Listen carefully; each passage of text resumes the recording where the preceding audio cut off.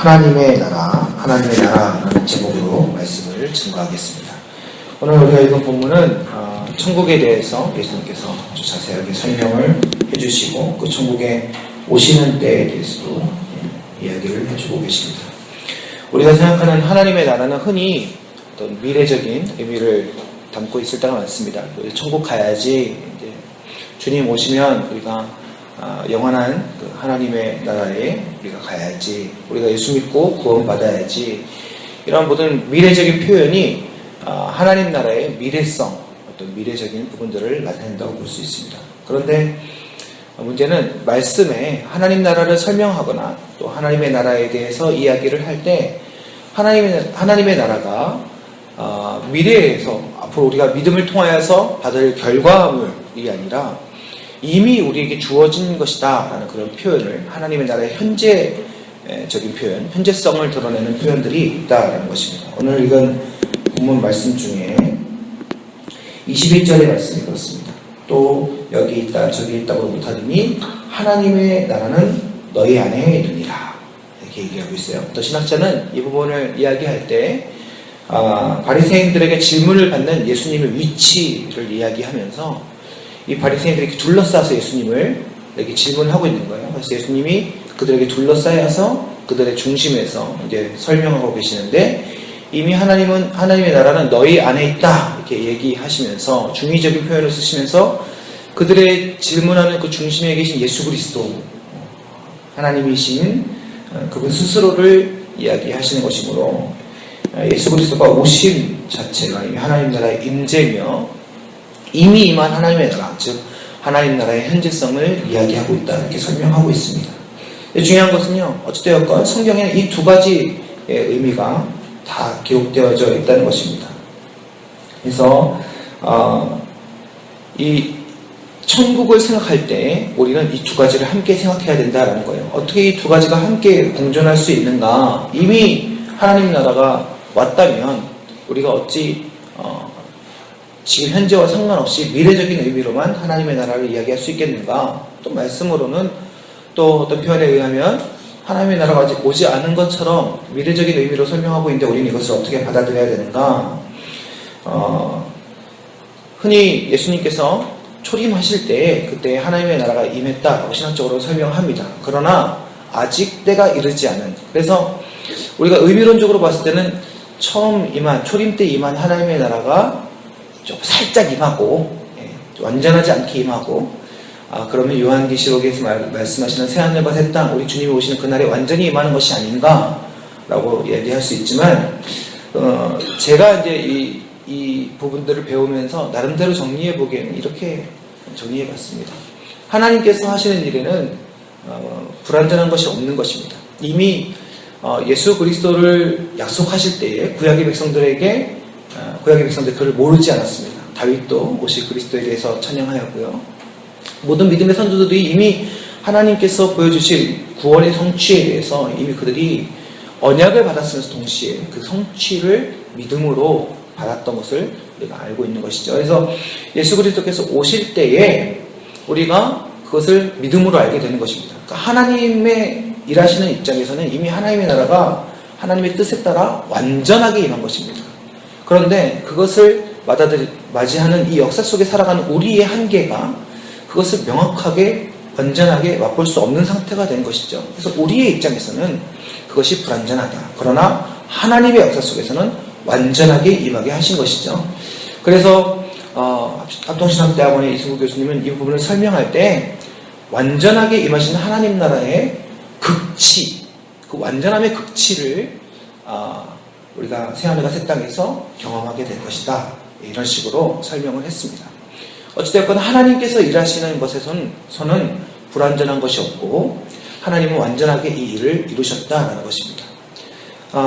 외국의 게아르스 보스라는 신학자는 예수님의 초림 때에 그 완전한 하나님의 나라가 임한 것이 아니라 사실은 이미 구약의 시대부터 완전한 하나님의 나라가 있었다. 그러나 우리가 그것을 언약으로 받고 예수님의 초림 때 그것을 완성시켰으며, 그리고 하나님께서는 재림 때 우리에게 그 극치를 맛보게 할 것이다, 이렇게 설명했습니다.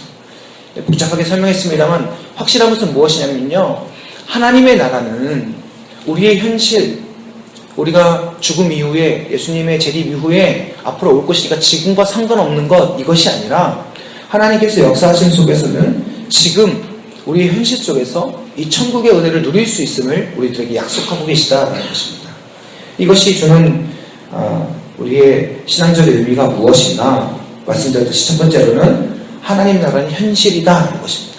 지금 열심히 버티고 이 고난을 이 시험을 우리가 인내해내면 합격!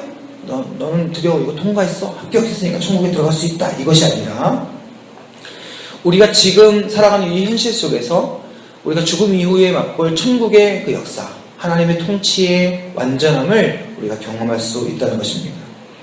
그냥 세상 말로 미래를 꿈꾼다 한다는 것은 되게 그 꿈이라는 것이 지금 당장 맛볼 수 있는 것은 아니잖아요.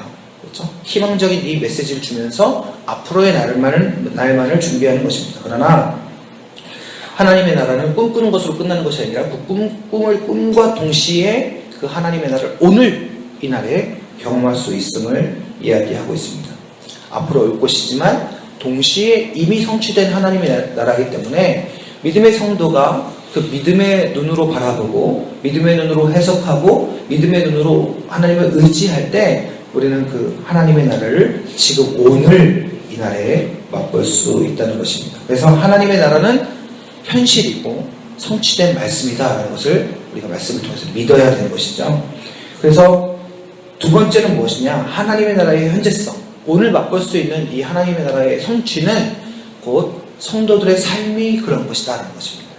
믿는 무리가 그 천국의 오늘을 믿고 살아갈 때 그 성도의 삶을 통해서 천국이 오늘 증거되어진다는 것입니다. 천국이 어딨어? 천국이 어딨어? 말씀을 가지고 있는 우리가 그것을 믿고 살아가는 것이죠. 그랬을 때 그 성도의 삶을 통해서 천국이 눈앞에 드러나게 된다는 것입니다. 우리는 이 말씀에 의지하여 볼 때 천국을 이미 소유한 자고 우리의 그 소유함은 우리의 삶을 통해서 드러나게 된다는 것이죠. 어떻게 드러날 수 있는 것인가? 이 땅의 것을 포기할 때 우리의 마음이 이만큼이라고 하면요, 이 공간에 제약이 있는 것이거든요. 그래서 이만큼 세상 것이 차 있으면 그만큼 천국이 드러나지 않는 것입니다. 그러나 점점 이 땅의 것을 줄여갈 때 우리는 이 나머지 공간에 믿음의 천국의 역사를 드러낼 수 있는 것인데요. 예를 들어 이런 것입니다. 10개의 소득을 세 사람이 나눕니다. 10개의 소득을 세 사람이 나누고 하나씩 나누다 보니까 한 개가 남았어요. 그러면 세상 사람들은 어떻게 하느냐? 나머지 세 사람이 이 하나를 더 갖기 위해서 싸우는 것입니다. 그나마 도덕적이고 양심적인 사람은 어떻게 하느냐? 3개만 받고 떨어지는 거예요. 됐다. 나는 저거 안 갖는다. 이게 도덕적인 것이죠. 정직하게 그냥 자기가 받을 것만 받고 나머지 하나는 분쟁이 일어나니까 니들 둘이 알아서 해라 하고 깨끗하게 끝내는 겁니다. 근데 믿음의 사람은 어떤 사람이냐? 신앙의 사람은 어떤 사람이냐? 자기 거 하나를 내어주는 것입니다. 그럼 어떻게 돼요? 넷 받고 둘 받잖아요. 그러니까 어떤 일이 일어나냐? 화평이 찾아오는 것이죠. 그러니까 내 것을 좀 내려놓고 눈앞에 있는 현실적인 것, 이 세상의 것, 내 것을 좀 내려놓고 포기할 때 오히려 그곳에 하나님의 나라가 임하는, 화평이 임하는 그 은혜를 경험하게 되는 것입니다. 어떻게 내 것을 내려놓을 수 있는가? 여러분, 어떻게 자기 것을 포기할 수 있겠어요? 어떻게 우리가 이 세상 것을 내려놓을 수 있겠습니까? 이 세상 것의 가치가 아니라 천국의 가치 바라볼 때 그것이 가능한 것이죠. 오늘 내게 주신 천국의 은혜를 깊이 경험할 때 이 천국이 오늘의 현실이고, 그리고 그것은 영원하며 이 땅의 것은 내가 손에 쥐고 있는 이 땅의 것은 썩어 없어질 것이며 순간적인 것을 깨닫는 지혜가 있을 때, 믿음의 지혜가 있을 때 우리의 손에 쥐는 것을 놓을 수 있는 것입니다. 천국의 더 큰 가치, 하나님의 나라가 오늘 우리에게 이미 임하였으며 오늘도 우리는 그 하나님 나라의 법대로 살아가고 있으며 하나님의 통치와 하나님의 눈과 하나님의 뜻대로 살아가고 있음을 우리가 맛보게 되어질 때 우리는 비로소 세상 것을 놓을 수 있는 것입니다. 여러분, 우리가 어떻게 세상 것을 포기할 수 있겠습니까? 좋잖아요. 네? 더 가지고 있으면 좋잖아요. 더 풍요롭게 있으면 안심되잖아요. 목사라고 돈이 적은 것보다 더 많은 것과 뭐 상관없겠습니까? 당연히 돈 더 많으면 좋죠. 우리는 이 세상 것을 쉽게 내려놓을 수 있는 그런 수준이 되지 않습니다. 불가능한 것입니다. 그것은. 그런데 그러한 똑같은 가치로 더 좋은 것을 가졌음을 알게 되어질 때 비로소 우리 내려놓을 수 있거든요. 우리가 천국이 더 좋음을 가지고 있느냐, 우리가 천국을 소유한 백성임을 믿고 있느냐, 그것이 우리의 실제냐, 여러분 그것이 우리의 삶의 가치관 속에서 드러나게 되는 것입니다. 천국이 실제며 지금 우리에게 주어진 것임을 어떻게 다시 한번 확인할 수 있을까요? 말씀을 통해서 확인할 수 있는 줄 믿습니다. 오늘 우리에게 주신 천국, 그 본향, 그 은혜, 그 본질을 바라보면서 살아갈 때 가능하다라는 것이죠. 우리의 믿음의 시선을 바꿀 필요가 있는 것 같습니다. 제가 자다가 일어나서, 요즘에 자주 그런 것 같습니다. 하나님께서 자다가 자꾸 깨우세요. 한밤중에 일어나서 막 글을 남긴다든지, 한밤중에 일어나서 기도를 하게 하신다든지 그럴 때가 있는데, 어느 날은 하나의 비디오 클립을 보게 하셨어요. 제가 영화 제목은 기억이 안 나는데 크리스찬 신앙 영화였거든요. 근데 한 여인이, 믿음의 여인이, 남편이 좀 외도를 하고 자녀가 말을 듣지 않습니다. 괴로워하는 와중에 어떤 믿음 있는 권사님이라고 할까요? 어떤 할머니를 찾아가요. 찾아가게 되는데 그 할머니가 이렇게 이야기합니다. 네 남편이 싫은 이유를 써라. 막 한참 있다 쓰니까 A4 용지 3장이 나온 거예요. 참 많이도 나왔죠? 그런데 빽빽하게 나온 거죠. 이렇게 많이 나왔습니다. 근데 그 할머니가 이렇게 얘기하는 거예요. 난 이것을 읽지 않을 거다. 뭐 하는 짓입니까? 이거 쓰라 그러면 왜 읽지 않는다고 해요? 그래서 물어보는 거예요. 이러한 남편임에도 불구하고 하나님이 사랑하시냐 안 사랑하시냐를 물어보는 거죠. 이 여인이 황당한 거예요. 그러면서 그렇다면 그것 때문에 내가 이 남편에게 짓밟혀서 망가져가는 것을 받아들여야 된다는 것입니까? 딱 얘기를 하니까 그때 비로소 이 할머니가 이렇게 얘기합니다. 그게 아니라 진짜 주적을 바라봐야 된다는 거예요. 진짜 싸워야 할 적이 누구냐? 이렇게 싫은 게 많은 네 남편이냐? 아니면 이러한 상황들로 너와 하나님과의 관계를 떨어뜨리려는 사단이냐? 이렇게 물어보는 것이죠. 그래서 이 여인이 집으로 돌아옵니다. 돌아와서 마당에 나가서 막 외치는 거예요. 내가 이제부터 진짜 전투를 선포한다. 이러면서 보이지 않는 사단 권세에게 선포를 하면서 내가 지금까지 눈에 보이는 이 문제점들을 바라보면서 그것들과 씨름하고 싸웠는데 사실 진짜 문제는 그게 아니고 너였구나. 막 이러면서 내가 다시는 너에게 질질 끌려다니지 않을 것이다. 내가 다시는 너에게 속지 않을 것이다. 내가 다시는 내가 사랑해야 될 대상들에게, 내가 용서해야 될 대상들에게 저주를 퍼붓지 않을 것이다. 막 이러면서 선포하고 막 돌아가요. 근데 가슴이 뭉클하고 눈물이 나더라고요. 정말 이 눈앞에 펼쳐진 것들, 물론 맞습니다. 우리가 아프면 병원도 가야 되고, 그렇죠?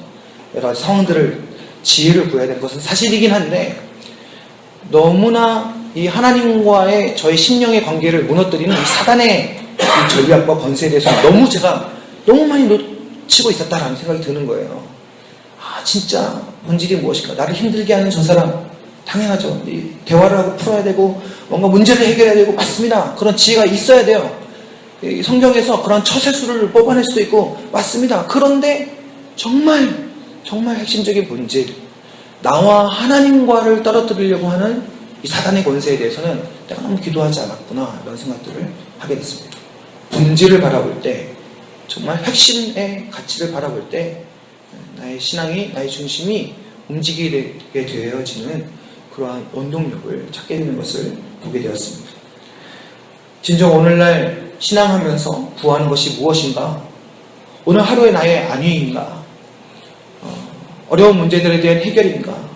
하나님의 권능 이야기할 때 하나님의 권능은 나의 괴로움을 해결해 주는 것인가? 생각해 보게 되었습니다.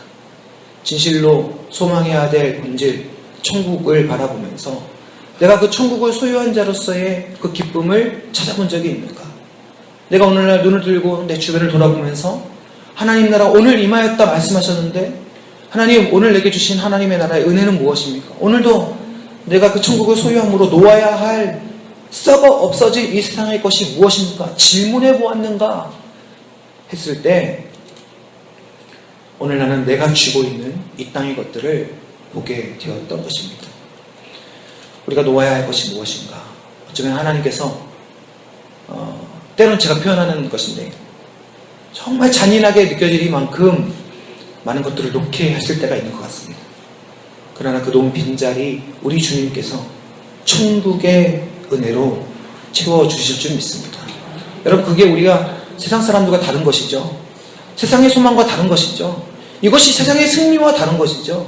이것이 우리가 세상에 자랑할 것이죠. 그렇지 않습니까? 놓지 않으면 얻을 수 없는 하나님의 그 은혜, 우리가 오늘 하루를 살아갈 때 믿음으로 경험하며 소유하기를 간절히 소망합니다. 오늘 하루 그 천국의 은혜 누리시기를 주 예수 그리스도의 이름으로 간절히 축원합니다. 기도하겠습니다. 하나님, 천국은 미래의 이야기뿐만이 아니라 하나님의 약속과 언약일 뿐만이 아니라 오늘 우리에게 주시는 하나님의 통치요, 하나님의 역사요, 하나님의 은혜인 줄 믿습니다. 우리가 세상 것 너무 쥐고 있다가 하나님의 일하심을 놓쳐버릴 때가 많습니다. 우리가 세상의 지혜 너무 구하다가 하나님의 일하심에 대하여 열어놓지 못할 때가 너무나도 많습니다. 주여, 우리의 불안함을 해소하는 것이 믿음이 아니라 하나님의 일하심을 기대하며 우리의 생각을 내려놓는 것이, 그것이 하나님의 역사요 우리의 믿음임을 고백하며, 주님, 오늘 하루도 우리의 생각과 경험뿐만 아니라 하나님의 일하심 바라보며 의지할 수 있는 믿음의 여백을 우리의 삶 가운데 허락하여 주시옵소서. 우리의 마음의 강팍함과 연약함들을 발견할 때마다 그것을 내려놓음으로 주님의 은혜를 바라보고, 아버지 하나님, 우리가 불행한 세상의 거친 풍파 속에서도 우리 구주 예수 그리스도의 사랑과 우리 주님의 용서하심과 우리 주님의 받아주심, 그러한 인생의 배려들을 우리 주변의 사람들에게 베풀 수 있도록 믿음의 여유, 심령의 여유를 허락하여 주시옵소서. 오늘 우리의 삶 가운데 천국을 소유한 자의 삶을 허락하여 주실 줄 믿사오며 우리의 구주이신 예수 그리스도의 이름으로 간절히 기도드립니다. 아멘.